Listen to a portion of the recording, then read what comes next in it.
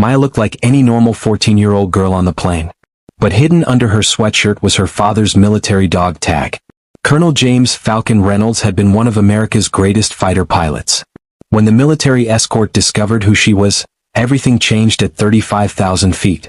Before watching full story, comment below from where are you watching. Also like and subscribe for more stories. Maya Reynolds sat in seat 17A, looking like any other 14-year-old girl on a plane. She wore faded blue jeans and an old navy sweatshirt that was too big for her small frame. Her long brown hair was pulled back in a simple ponytail, and she had a book about famous pilots open on her lap. White earbuds connected to her phone played soft music as she tried to distract herself from the reason for this trip. The flight attendants smiled at her warmly and offered extra snacks and juice, treating her like any kid who needed looking after. Other passengers barely noticed her, just another teenager traveling alone, probably visiting family for the summer or going to camp. A businessman in the seat across from her was busy typing on his laptop. An elderly woman behind her was knitting quietly. Everything seemed normal and peaceful. But Maya carried a secret that no one on the plane knew about. Hidden under her loose sweatshirt was a small military dog tag on a thin silver chain around her neck. The metal was worn smooth from years of handling, and the letters were slightly faded but still readable. It didn't belong to her, it had belonged to her father, Colonel James Falcon Reynolds, one of the most respected and famous fighter pilots in Air Force history. Colonel Reynolds had earned his call sign Falcon during his first combat tour when he was just 26 years old. The name came from his incredible eyesight and his ability to spot enemy aircraft from impossible distances, swooping down on targets with the speed and precision of a hunting bird. Over 3 tours in different combat zones, he had shot down 12 enemy aircraft, saved countless American lives, and led dangerous rescue missions that other pilots still talked about with deep respect and amazement. His name was legendary among fighter pilots everywhere, spoken with the kind of reverence usually reserved for war heroes from history books. But Maya's father had died in a training accident 2 years ago during what should have been a routine practice flight. The loss had shattered their small family. Now Maya was flying alone to Norfolk, Virginia, to visit her paternal grandmother and attend a special memorial service at the naval base where her father had been stationed early in his career. Maya's mother, Sarah, had wanted to come on this trip, but she was still struggling with her grief and couldn't handle being around her late husband's military friends. So Maya had volunteered to go alone, even though she was nervous about flying by herself. She wanted to represent her father at the ceremony and hear the stories that his old squadron mates would tell. The flight had been quiet and uneventful for the first 2 hours. Maya had tried to read her book, but her mind kept wandering to memories of her father. She remembered how he would take her to air shows on weekends, explaining the different types of aircraft and telling her stories about his flying adventures. He had always made flying sound like the most magical thing in the world. Then the captain's calm voice came over the intercom, breaking through her thoughts. "Ladies and gentlemen, we're experiencing some unusual air traffic in our area today. Military aircraft will be escorting our flight for the remainder of our journey. This is just a standard precaution, and there's absolutely no cause for alarm. Please remain seated with your seatbelts fastened." Maya looked out her small window and gasped. 2 sleek F-22 Raptor fighter jets were flying alongside the commercial plane, their gray metal surfaces gleaming like silver in the bright afternoon sunlight. They maintained perfect formation, moving with the kind of precision that only came from years of training. She had seen F-22s before at air shows with her father, but never this close during a regular passenger flight. The sight made her heart race with excitement and a touch of sadness. In the cockpit of the lead F-22, Major Rick Viper Chin adjusted his helmet and spoke into his radio with the crisp professionalism of an experienced pilot. "Control, this is Viper 1. We have visual contact on United Flight 447. Aircraft is maintaining proper altitude and course. Requesting passenger manifest for routine security screening." The air traffic controller's voice crackled back through the radio static. "Viper 1 sending manifest now. We're conducting standard checks for anyone with military connections or security clearances. Should be routine." Major Chen's wingman, Captain Lisa Storm Martinez, flew in tight formation beside him in the second F-22. She was one of only a few female F-22 pilots in the Air Force and had earned her call sign during a particularly difficult mission in bad weather. "Control, this is Storm 2. I'm reviewing the passenger list on my screen, and I'm seeing a name here that can't possibly be right. It shows a passenger listed as M. Falcon Reynolds in seat 17A. There was a long, surprised pause on the radio frequency. Then Major Chen's voice came back, filled with disbelief and confusion. Storm, did you just say Falcon? As in Colonel James Falcon Reynolds? That's exactly what it says here on my screen, Viper. But that doesn't make any sense at all. Falcon went down 2 years ago in that training accident over Nevada. The whole Air Force mourned that loss. Major Chen felt his heart skip a beat and his hands tighten on the controls. Every fighter pilot in the United States Air Force knew about Falcon Reynolds. The man had been a living legend long before his tragic death, holder of 3 distinguished flying crosses, 2 silver stars, a bronze star, and more successful combat missions than most pilots accumulated in their entire careers. Chen had actually had the honor of flying with Falcon during a joint training exercise 5 years earlier, and the experience had made him a better pilot. Storm, that has to be family. Maybe his wife or his daughter, Chen said into his radio, his voice showing both curiosity and respect. Control, we need to verify the identity of passenger Reynolds in seat 17A. This could be important. Back on the commercial flight, Maya began to notice increased activity from the flight crew. The captain had been talking quietly into his headset for several minutes, and flight attendants were checking passenger lists more carefully than usual. She didn't think much of it at first, assuming it was just part of the military escort procedure, until Jessica, the friendly flight attendant who had been taking care of her, approached her seat with a slightly nervous expression. "Excuse me, sweetie," Jessica said gently, crouching down to Maya's eye level. "The captain needs to verify some passenger information for the military escort. It's just routine, but can you tell me your full name, including any middle names?" Maya looked up from her book with innocent brown eyes that reminded Jessica of her own daughter. "Maya Falcon Reynolds," she answered in a clear, simple voice. Jessica's eyes widened with surprise and recognition. She had heard the name Falcon mentioned several times in the hushed radio conversations between the cockpit and ground control. As a former Air Force Reserve member herself, she knew that military call signs weren't just nicknames that pilots chose for fun, they were earned through exceptional skill, courage, and the respect of fellow aviators. "And, honey, is Falcon your middle name or does it mean something special?" Jessica asked carefully. Maya touched the dog tag under her sweatshirt unconsciously. "It was my father's call sign when he was a fighter pilot," she said quietly, her voice carrying a mixture of pride and sadness. "He was Colonel James Reynolds, but everyone in the Air Force called him Falcon." Jessica felt a chill run down her spine and goosebumps appear on her arms. She excused herself politely and immediately walked quickly to the front of the plane, her mind racing with the implications of what she had just learned. In the cockpit, Captain Robert Hayes listened carefully as Jessica explained what Maya had told her. His co-pilot, First Officer Jennifer Park, stopped what she was doing to listen as well. Both pilots understood the significance of military call signs and the respect they commanded. "Control, this is United 447, Captain Hayes spoke into his radio with newfound solemnity. "We can confirm that passenger M. Reynolds in seat 17A is Maya Reynolds, daughter of the late Colonel James Falcon Reynolds, United States Air Force." The radio frequency fell silent for several seconds. Then Major Chen's voice came back, filled with emotion and respect. "United 447, please stand by while we verify this information and coordinate with Air Force Command." Minutes later, the captain's voice came over the intercom again, but this time it carried a completely different tone, more formal, respectful, and reverent. "Ladies and gentlemen, we have been informed by our military escort that we are deeply honored to have a very special passenger aboard our flight today. Miss Maya Reynolds, seated in 17A, is the daughter of the late Colonel James Falcon Reynolds, one of the most decorated and respected fighter pilots in United States Air Force history." The entire cabin fell completely silent. Conversation stopped mid-sentence. Laptops closed. Books were set aside. Every passenger turned to look toward the quiet girl in seat 17A, suddenly realizing that the ordinary-looking teenager they had barely noticed was carrying the legacy of a genuine American war hero.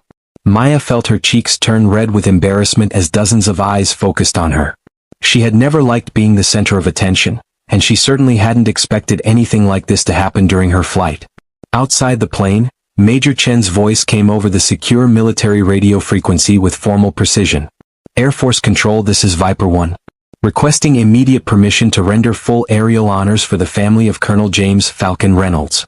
We have his daughter aboard the civilian aircraft we are escorting." "Viper 1, permission absolutely granted," came the immediate response from command.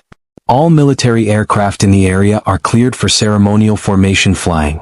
Show that young lady the respect her father earned and deserved." What happened next brought tears to Maya's eyes and would stay with her for the rest of her life. The two F-22 Raptors moved into a special formation that Maya recognized from air shows. It was called the Missing Man Formation. The three aircraft, including the commercial plane, flew in perfect alignment. Then one of the fighters pulled up sharply in a steep climb toward the clouds, leaving an empty space in the formation. This maneuver was a solemn military tradition used to honor fallen pilots, symbolizing the empty space left behind by those who had made the ultimate sacrifice. But the tribute was far from over. As Maya watched through her small window with wonder and growing emotion, two more F-22 Raptors appeared from a different direction, their engines creating thin contrails against the blue sky. Then two more fighters joined them. Within 10 minutes, 6 of America's most advanced and expensive fighter jets were flying in perfect ceremonial formation around the commercial airliner, all to honor the memory of her father. The other passengers pressed against their windows in amazement. Many had never seen military aircraft up close, and the sight of 6 F-22s in formation was both breathtaking and deeply moving. Flight attendants stood in the aisles, some wiping tears from their eyes as they understood the significance of what they were witnessing. Major Chen's voice came over the radio one more time, but this time it was broadcast directly to the entire commercial flight through the plane's intercom system, so every passenger could hear his words. "Miss Reynolds," his voice was clear and strong, filled with emotion and respect. "This is Major Rick Chen, United States Air Force, flying Viper 1. I had the great honor of flying combat missions with your father during Operation Enduring Freedom in Afghanistan. Colonel Falcon Reynolds saved my life and the lives of my entire squadron on more than one occasion. His courage, skill, and leadership were legendary among everyone who knew him." Captain Martinez's voice joined in over the radio. "Miss Reynolds, this is Captain Lisa Martinez in Storm 2. I never had the privilege of flying with your father personally, but his reputation and his training methods influenced every female pilot in the Air Force, including me. He believed that the sky belonged to anyone brave enough and skilled enough to claim it, regardless of gender or background. Your father's legacy lives on in every mission we fly, every pilot we train, and every life we protect." Maya pressed her small hand against the cool window as tears rolled down her cheeks. The powerful fighter jets maintained their respectful formation with military precision, their presence transforming what had been an ordinary commercial flight into something extraordinary and sacred. A third voice joined the radio conversation, this one from Major David "Hawk" Johnson, flying one of the additional F-22s that had joined the formation. "Miss Reynolds, your father taught me during flight school that being a fighter pilot meant more than just flying fast jets.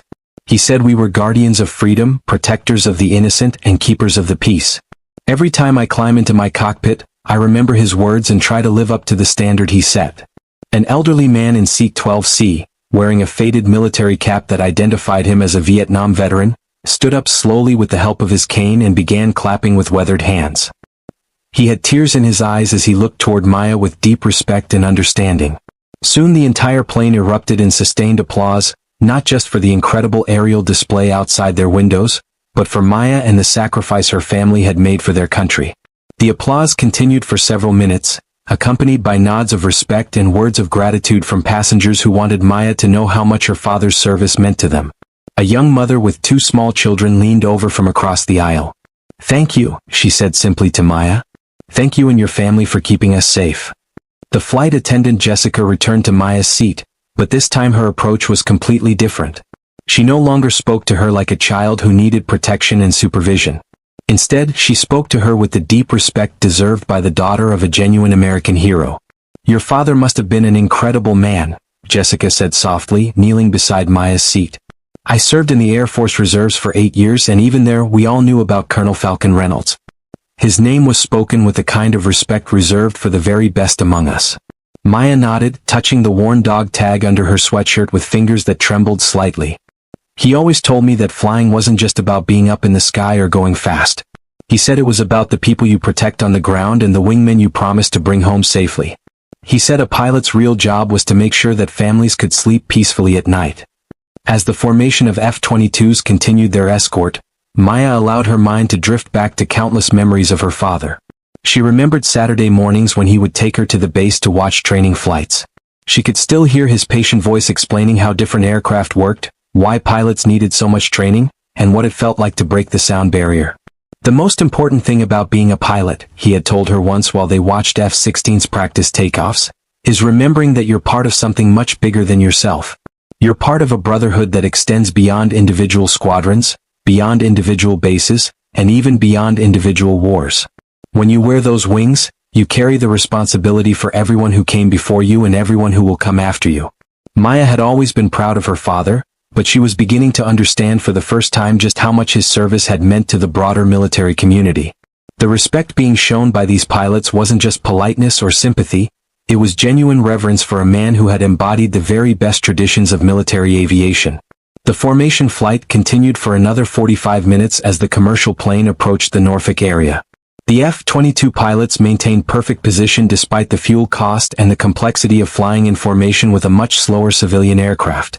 This was clearly more than just a routine escort, it was a heartfelt tribute from the entire fighter pilot community. Before the F-22s had to return to their various bases for refueling, they performed one final, breathtaking maneuver. The 6 fighters climbed steeply into the clear afternoon sky, their engines leaving thick white contrails against the deep blue background. As Maya and the other passengers watched in amazement, the contrails formed letters in the sky, spelled out in massive script that could be seen for miles. The aerial calligraphy hung in the sky for several minutes before the wind began to disperse it, but the image was burned into Maya's memory forever. She took several photos with her phone, knowing that she would want to show them to her mother and grandmother. When United Flight 447 finally touched down at Norfolk International Airport, Maya was surprised and overwhelmed to find a small but distinguished group of Air Force officers waiting at the gate. They weren't there on any kind of official business.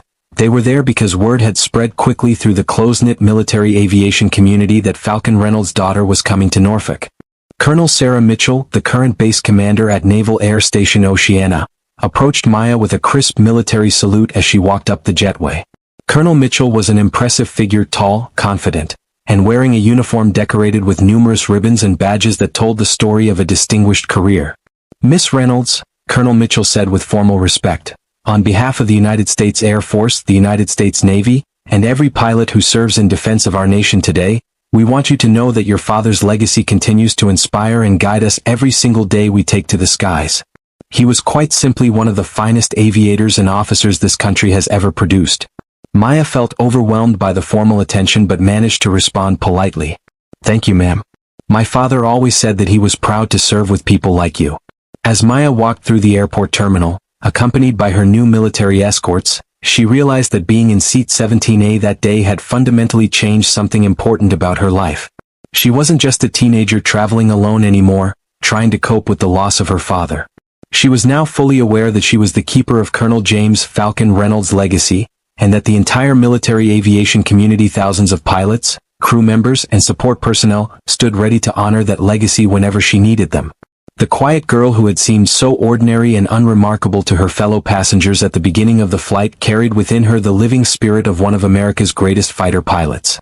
And now, thanks to the extraordinary respect and honor shown by Major Chin, Captain Martinez, and their fellow aviators, everyone knew that heroes' legacies live on through the families they leave behind. Maya smiled through her tears as she remembered her father's favorite saying, "A true pilot never flies alone. They carry the hopes, dreams, and protection of everyone who depends on them, and they're always supported by the wings of everyone who flies beside them." Today she had learned an important lesson that would stay with her forever. Even though her beloved father was gone, she would never truly be alone. The entire brotherhood and sisterhood of military aviation would always be her wingmen, ready to support her and honor her father's memory. The story of Maya Reynolds, the remarkable girl in seat 17A, spread throughout the Air Force community within days, shared in squadron-ready rooms, officer clubs, and flight training schools across the country. It became a reminder that heroism isn't just about individual achievement or personal glory, it's about the lasting impact that one dedicated person can have on everyone who follows in their contrails. And sometimes, that profound impact shows up in the most unexpected places, even 35,000 feet above the ground during what starts as a routine commercial flight. Years later, Maya would indeed become a pilot herself, inspired by that unforgettable day when the sky filled with America's finest fighters, all flying in formation to honor her father's memory. But she would never forget the moment when she truly understood what it meant to carry the name Falcon. It meant carrying the respect, admiration, and eternal brotherhood of every military aviator who understood the true meaning of service, sacrifice, and honor.